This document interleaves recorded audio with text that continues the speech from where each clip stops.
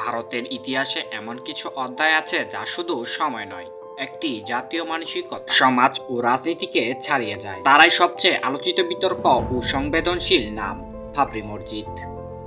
1528 সালে নির্মিত হয় একটি মসজিদ যার গল্প ছড়িয়ে গেছে 50 বছরের ইতিহাস জুড়ে।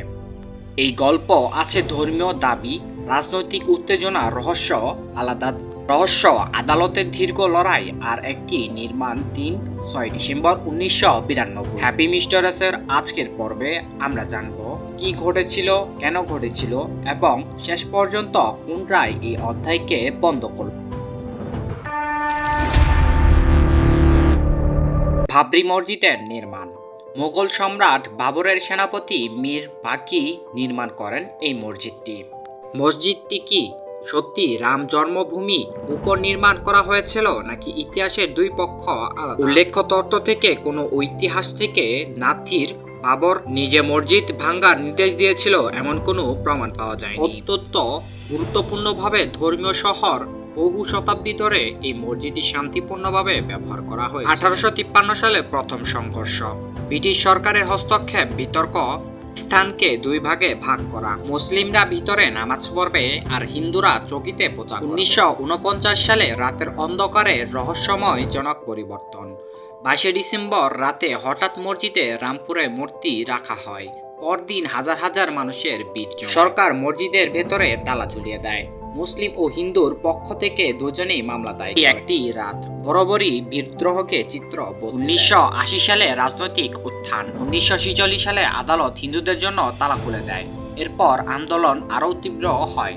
বিভিন্ন রাজনৈতিক দলের প্রবেশ। রাম জন্মভূমি আন্দোলনের হাজার হাজার মানুষ অংশগ্রহণ করে। বিভিন্ন শহরে শোভাযাত্রা, সভা, মিছিল, পরিস্থিতি উত্তপ্ত হতে থাকে। একটি ধর্মীয় দাবি রাজনীতির হাতে পড়ে একটি বিশাল আন্দোলনে পরিণত হয়। উত্তেজনা বাড়তে থাকে। আরও সামনে এগিয়ে আসে ইতিহাসের সবচেয়ে বড় বিতর্ক। 6 ডিসেম্বর 1992 ভাঙ্গনের দিন। লাখো করসেবক জুড়ে উত্তেজনা চরমে। মসজিদ গম্বুজ ভাঙ্গা শুরু হয়। পুলিশের নিয়ন্ত্রণ হারিয়ে ফেলে। মসজিদ পুরোপুরি ধ্বংস হয়ে যায়। পরবর্তী সময় দেশ জুড়ে দাঙ্গা ছড়িয়ে পড়ে। কলম থেমে যায়, কথা স্তব্ধ হয়ে যায়। ভারতের সবচেয়ে সংবেদনশীল ধর্মীয় সংঘাতের একটি দিনে পা রাখে।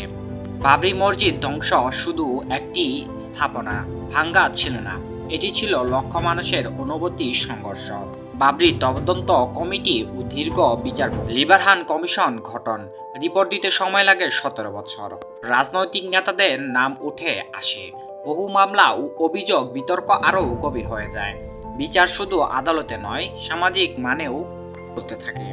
2010 হাইকোর্টের বিতর্ক, জমিকে 3 ভাগে ভাগ করা, হিন্দু মুসলিম নির্মোহী আখড়া, 3 পক্ষ আংশিকভাবে সন্তুষ্ট, আংশিক অসন্তুষ্ট।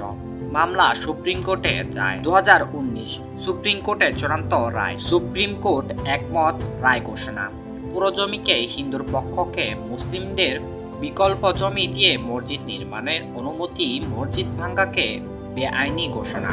এএসআই রিপোর্ট বিবেচনা। একটি যুগান্তকারী রায় যা সমর্থনও পেলেও সমালোচনাও চলে। বর্তমান অবস্থা, মুসলিম সম্প্রদায়ের জন্য একটি 5 একর জমিতে মসজিদ নির্মাণ, 2 ধর্ম, 2 স্থাপনা, 2 অনুভূতি, নতুন অধ্যায়। বাবরি মসজিদের গল্প শুধু ইট পাথরের নয়, এটি মানুষের বিশ্বাস, রাজনীতি, সমাজ ও দীর্ঘ ইতিহাসের একটি জটিল। এই গল্প আমাদের মনে করিয়ে দেয়, ধর্ম যদি বিভেদের হয় তবে ইতিহাস কখনো শান্তি খুঁজে পায় না। শান্তির পথ একটাই, সহাবস্থান।